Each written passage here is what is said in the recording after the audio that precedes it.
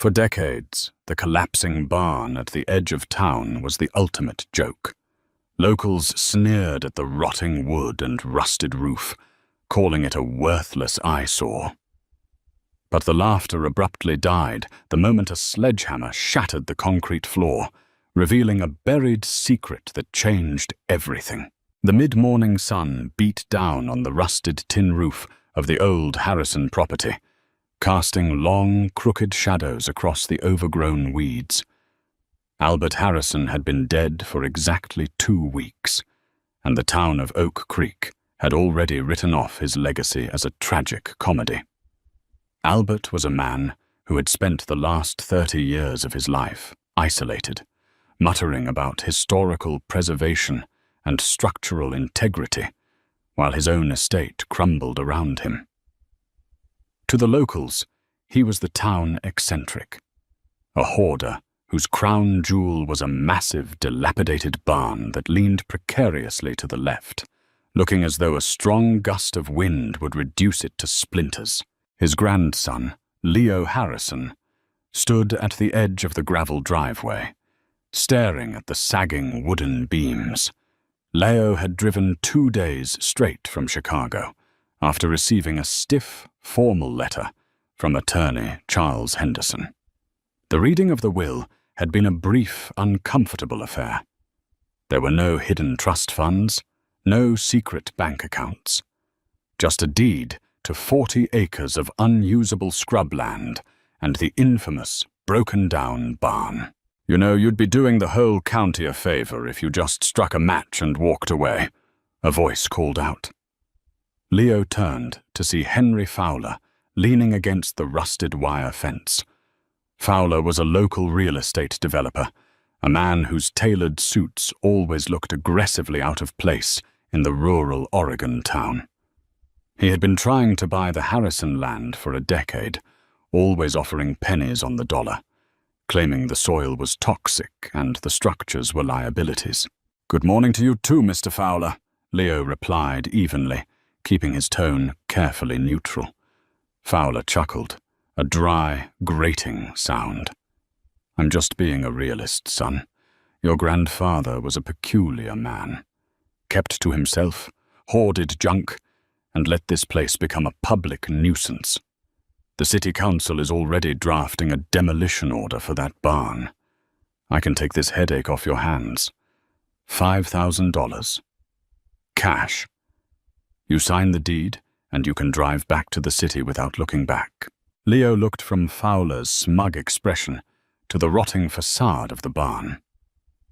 Growing up, Leo had spent summers on this farm. He remembered his grandfather not as a lunatic, but as a quiet, meticulous man who spent hours drawing complex architectural diagrams in the soft dirt with a stick. Albert had always told Leo, "The roots are more important than the branches. Remember that, Leo.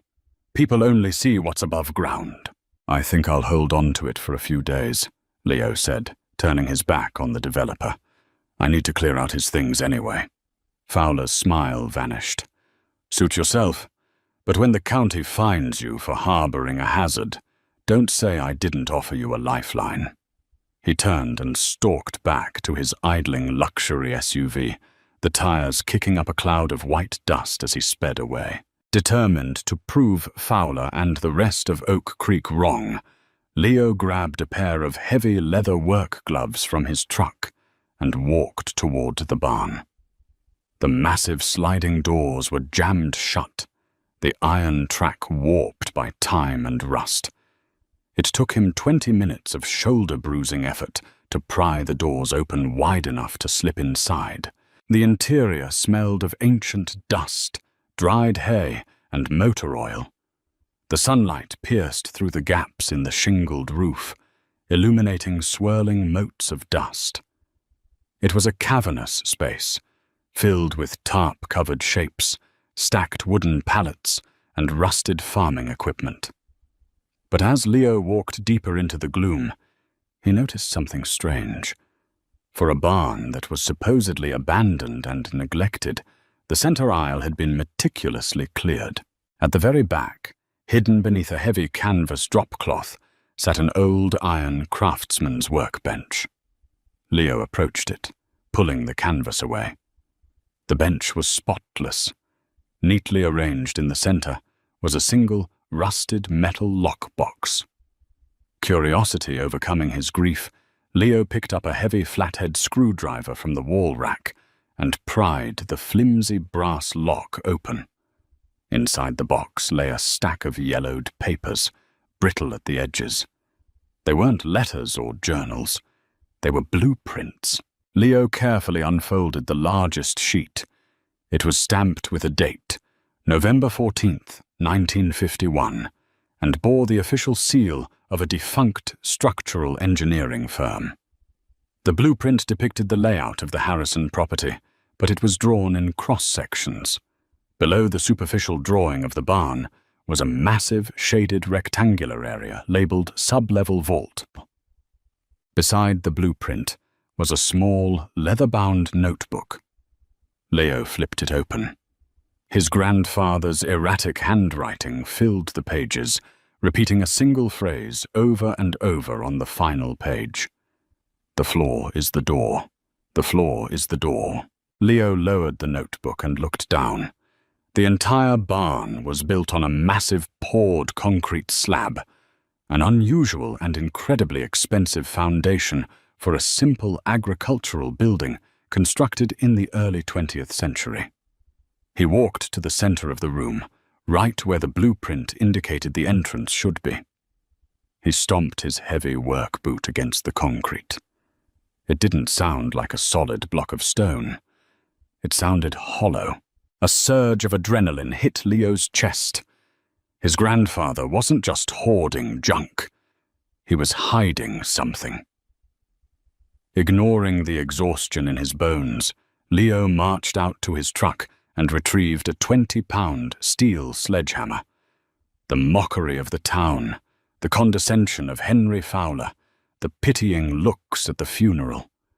It all fueled the fire in his muscles as he raised the heavy hammer above his head. The first strike sent a violent, bone-rattling shockwave up Leo's arms, vibrating straight to his teeth. The sledgehammer bounced off the concrete, leaving behind only a faint white scuff mark and a cloud of pulverized dust. Leo took a step back, adjusting his grip, his breath forming ragged plumes in the cool, damp air of the barn. "The roots are more important than the branches," he muttered to himself, echoing his grandfather's cryptic wisdom. He swung again, then again. For 2 grueling hours, the rhythmic, deafening sound of steel smashing against concrete echoed across the empty property. Blisters formed and popped on Leo's palms beneath his gloves, and his shirt became soaked with sweat. Just as he was about to collapse from exhaustion, the hammer struck with a distinctly different sound, a deep, metallic clang. Leo dropped the hammer and dropped to his knees, frantically clearing away the jagged chunks of broken concrete and grey dust. Beneath a 3-inch layer of poured cement, a rusted iron plate emerged. It was a massive, heavy-duty industrial hatch, approximately 4 feet by 4 feet, complete with a sunken rotary wheel lock in the center, resembling the bulkhead door of a submarine. His heart hammered against his ribs. The town of Oak Creek had spent decades laughing at Albert Harrison, calling him a fool for letting his property go to ruin. Completely unaware that he was standing on top of a military-grade bunker, Leo gripped the iron wheel, fully expecting it to be rusted solid. He planted his boots, grabbed the wheel with both hands, and threw his entire body weight into it. With a shriek of agonizing metal friction, the wheel groaned and moved an inch. Encouraged, he pushed harder. The locking mechanisms beneath the thick steel clicked and disengaged one by one. With a final heave, he pulled upward. The heavy door swung back on its massive hinges, hitting the concrete floor with a heavy thud. A blast of cold, stale air rushed up from the darkness, carrying the distinct scent of old paper, leather, and machine oil. Leo grabbed the heavy-duty tactical flashlight from his belt, clicked it on, and aimed the blinding white beam down into the abyss. A perfectly preserved steel ladder descended into a deep, cavernous room. Taking a deep breath to steady his nerves, Leo began the descent. The ladder went down at least 20 feet. When his boots finally hit a solid floor, he slowly swept the flashlight beam around the room, and his jaw dropped. This was no ordinary storm cellar. It was a sprawling subterranean vault, reinforced with thick steel support columns and poured concrete walls that looked strong enough to survive an air raid. The room was immaculately dry, thanks to a complex network of passive ventilation pipes running along the ceiling. But it wasn't the architecture that left Leo speechless. It was what filled the room. In the center of the vault sat two pristine, tarp-covered vehicles. Leo pulled the heavy canvas off the first one, revealing a flawlessly restored 1934 Packard 12, its chrome grille gleaming perfectly under the flashlight beam.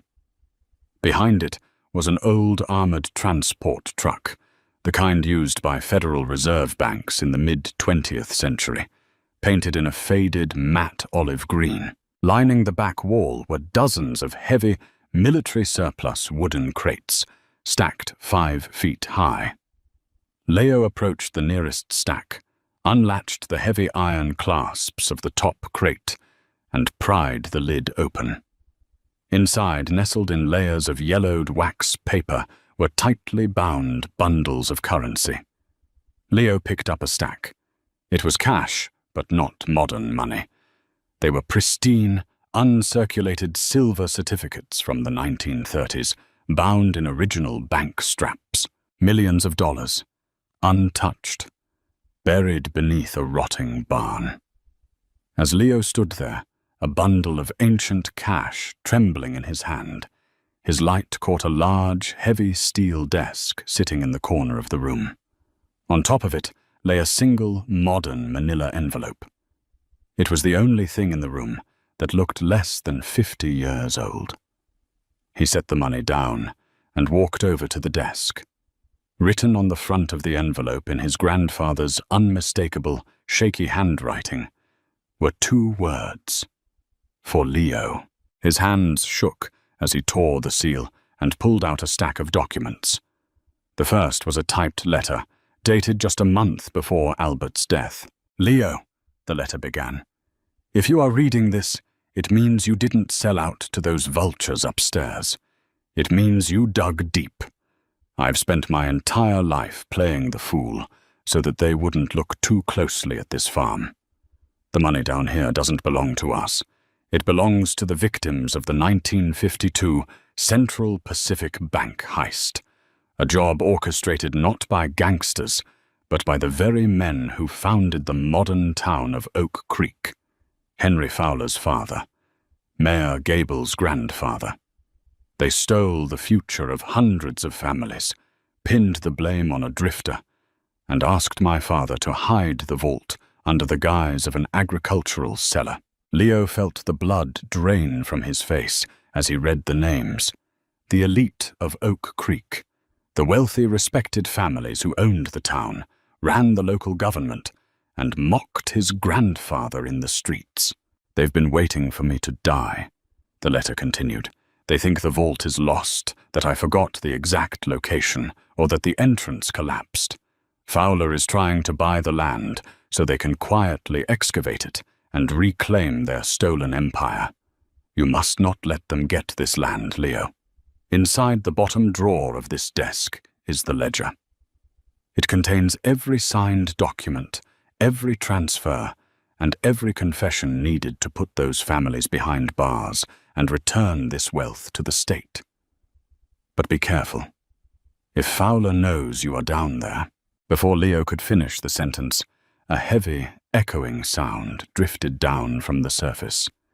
It was the unmistakable crunch of tires on gravel. Several vehicles. Leo instantly switched off his flashlight, plunging the subterranean vault into absolute suffocating darkness. He held his breath, straining to listen. Above him, heavy footsteps began to echo against the concrete floor of the barn, right near the open hatch. "I told you he wouldn't leave." Henry Fowler's voice drifted down the shaft, devoid of his earlier faux politeness. "Check the perimeter. If he found the entrance, he doesn't leave this property alive." Leo stood trapped in the darkness beneath the earth, clutching the ledger that could destroy a dynasty, realizing the real nightmare had just begun. The absolute darkness of the subterranean vault felt heavy, pressing against Leo's chest like a physical weight. He stood frozen, his hand still resting on the cold steel of the desk, straining to track the sounds filtering down from the barn above.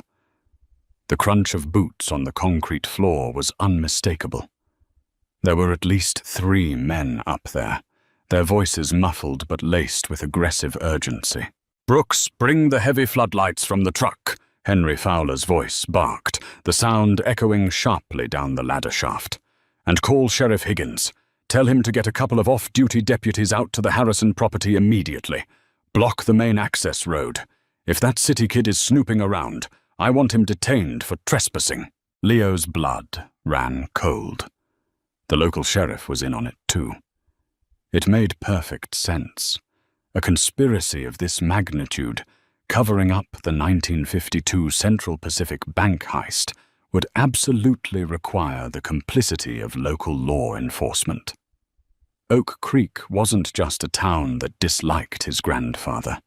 It was a carefully constructed fortress designed to protect stolen wealth. If Fowler caught him down here, Leo knew he would simply disappear. He would become just another tragic accident, a reckless city boy, crushed by a collapsing, rotting barn. Moving with agonizing slowness, Leo unzipped his heavy canvas work jacket and pulled out his cell phone. No signal. The thick concrete and steel-reinforced walls, combined with being 20 feet underground, completely blocked any cellular reception. He was entirely on his own. He needed an exit. Snapping his jacket over his flashlight to muffle the beam, Leo clicked the light on. The dim, red-filtered glow barely illuminated the space, but it was enough to guide him back to the workbench where he had found the blueprints. He desperately unfolded the brittle, yellowed paper, scanning the cross-sections his grandfather had drafted over half a century ago. His eyes traced the main vault chamber, moving outward. There, in the bottom right corner of the schematic, was a secondary passage. It was labeled Emergency Intake/Exhaust Trench, designed to provide fresh air if the main passive vents failed. The drawn line extended approximately 300 feet eastward, terminating directly beneath the old, abandoned grain silo at the far edge of the property. Above him, the squeal of a heavy flashlight turning on pierced the gloom. A bright beam of halogen light swept across the top of the ladder shaft. "I'm going down," a gruff voice, presumably Brooks, echoed. The metal ladder groaned under the weight of a heavy man descending. Panic threatened to lock Leo's muscles, but the survival instinct took over. He grabbed the modern manila envelope containing his grandfather's letter and the explosive ledger from the desk, shoving them deep into his canvas backpack. As an afterthought, he grabbed 2 tight bundles of the 1930s silver certificates and stuffed them in as well. He needed undeniable, physical proof. Leo dropped to his hands and knees, keeping below the sweeping beam of Brooks' flashlight, and crawled toward the eastern wall of the vault. He ran his hands along the freezing concrete baseboard until his fingers brushed against a heavy cast-iron grate. It was 2 feet through and held in place by 4 rusted bolts. "Mr. Fowler!" Brooks yelled, his voice echoing loudly in the cavernous space. "You need to see this. It's here. The trucks, the cash. It's all here." The old crazy bastard actually kept it intact. "Stay put, I'm coming down," Fowler shouted back, his voice trembling with naked, greedy excitement. Using the heavy flathead screwdriver he still had tucked in his belt, Leo jammed the tip under the edge of the grate and pried with all his might. The rusted bolts squealed loudly. "Did you hear that?" Brooks asked, his flashlight beam snapping toward the back of the vault. The light caught the edge of Leo's boot just as he slipped head first into the exhaust trench, dragging his backpack behind him. "Hey, someone's down here!" Brooks bellowed. The sound of heavy boots pounding against the concrete floor signaled a charge. Leo scrambled forward in the pitch-black tunnel. The air in the trench was thick with decades of dust, cobwebs, and the metallic tang of rust. It was suffocatingly tight. His shoulders scraped against the rough concrete walls with every movement. He could hear Brooks tearing the grate completely off its hinges behind him. "He's in the vent pipe. Get back up top," Fowler commanded from the main room. "He can't get far. Spread out. Find where this pipe leads." Leo crawled faster, ignoring the sharp rocks and rusted debris tearing through the knees of his jeans. His lungs burned, gasping for oxygen in the confined space. The darkness was absolute, playing tricks on his mind, making him feel as though the earth was actively compressing around him. He dragged himself forward for what felt like hours, though it could only have been minutes, until his head suddenly bumped against a solid wooden barrier. He had reached the end of the line, the base of the silo. Muffled shouts filtered through the wood. Fowler's men were already outside, sweeping the overgrown fields with high-powered spotlights. Leo rolled onto his back in the cramped space and kicked upward with both heavy work boots. The rotting floorboards of the silo gave way with a loud, splintering crack, raining decades of dried grain dust and wood debris down on his face. He pulled himself up through the hole, emerging into the hollow, echoing belly of the abandoned grain silo. Through the cracks in the wooden slats, he saw beams of light cutting through the thick fog that had rolled into the valley. "Check the silo!" a voice yelled from the direction of the barn. Leo didn't hesitate. He slipped through a missing board at the back of the structure, dropping quietly into the tall, wet grass. Instead of running toward the main road, where Sheriff Higgins's deputies were surely waiting, he bolted directly into the dense, unforgiving Oregon pine forest behind the property. Branches whipped his face, and his boots slipped on wet moss, but he didn't stop running until the shouts of Fowler's men faded into the distant silence of the woods. He had the evidence. Now he just needed to find someone he could trust.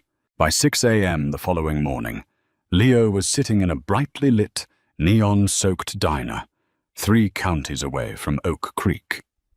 He was covered in mud, his hands were bleeding, and he had spent the last 7 hours hiking through treacherous backcountry to avoid the main highways.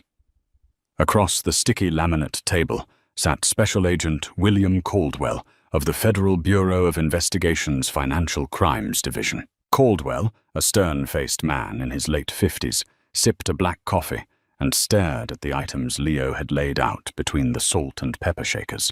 "Let me make sure I understand you, Mr. Harrison," Caldwell said, his voice a low, serious rumble.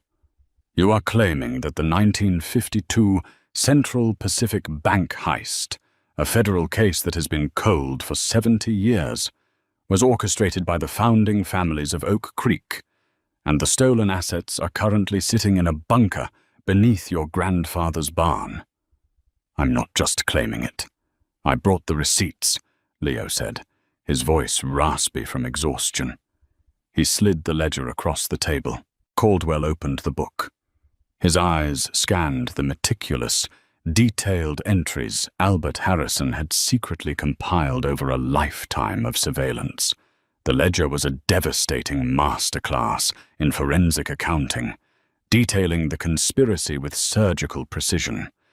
It included the original manifest, a stolen carbon copy of the bank's internal vault inventory from 1952, matching the exact serial numbers of the recovered cash.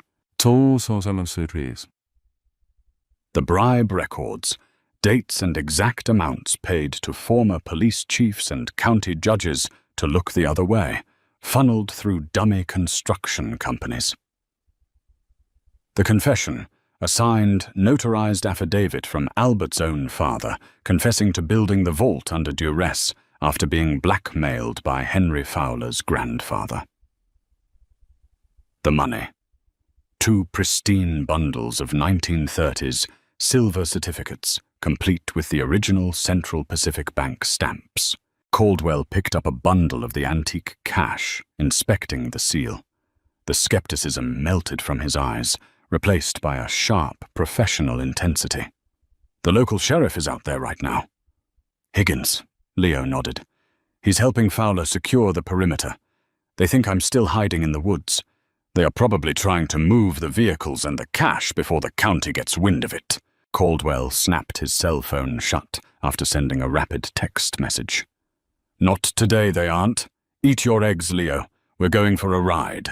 3 hours later, the quiet, mocking town of Oak Creek was rudely awakened by a sight it had never seen before. A convoy of 12 black federal SUVs, accompanied by heavily armed state police tactical units, roared down Main Street, completely bypassing the local precinct. They tore down the dirt road leading to the Harrison property, kicking up a massive storm of dust. Henry Fowler was standing near a flatbed tow truck, barking orders at Brooks, who was trying to winch the pristine 1934 Packard out of the underground vault. Sheriff Higgins was leaning against his cruiser, smoking a cigar. When the federal convoy breached the gates, Higgins dropped his cigar, his face draining of color. Before the sheriff could even reach for his radio, state troopers had him pinned against the hood of his own vehicle, stripping him of his badge and weapon. Fowler froze as Special Agent Caldwell stepped out of the lead SUV, followed closely by Leo. "What is the meaning of this?" Fowler demanded, trying to project his usual arrogant authority. "This is private property. I am a respected developer in this county." "Not anymore, Mr. Fowler," Caldwell said coldly, holding up a federal search warrant. "You are under arrest for conspiracy, extortion, destruction of evidence, and the attempted murder of Leo Harrison. We also have warrants out for Mayor Gable and half the city council. It seems your grandfather's secrets just caught up with you." Fowler's eyes darted to Leo, filled with a venomous, impotent rage as federal agents swarmed the barn, descending into the vault to secure the millions of dollars in stolen currency. The empire built on stolen money and local intimidation had crumbled in a matter of hours. In the weeks that followed, the story exploded across national news networks. The Oak Creek conspiracy became the biggest scandal of the decade. The town's elite were indicted, their assets frozen, and the stolen funds were placed in a federal trust to compensate the descendants of the original bank victims. As for Leo, the state seized the stolen cash, but the law had a surprising loophole. Because Albert Harrison and his father had legally purchased the farm, the vault itself, and legally acquired the antique vehicles to serve as a cover for the bunker, the real estate and the cars belonged entirely to Leo. A year later, the rotting barn was finally demolished.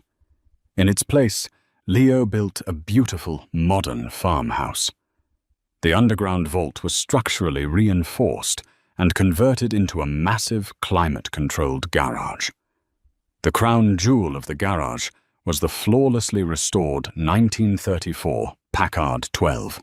The town of Oak Creek never mocked the Harrison name again. They realized too late that Albert Harrison wasn't a crazy hoarder. He was a silent guardian, a man who sacrificed his own reputation to ensure that justice no matter how delayed, would eventually be served. He had lived by his own words. The roots truly were more important than the branches, and from those deep, hidden roots, Leo had finally brought the truth into the light. What an unbelievable ending to a story of hidden secrets, corrupt towns, and ultimate justice. Albert Harrison proved that true heroes sometimes hide in plain sight, and Leo made sure his grandfather's incredible sacrifice wasn't in vain. If you loved this thrilling real-life treasure hunt and want more incredible stories of hidden mysteries, make sure to hit that like button, share this video with your friends, and subscribe to our channel right now. What would you have done with the vault? Let us know in the comments below.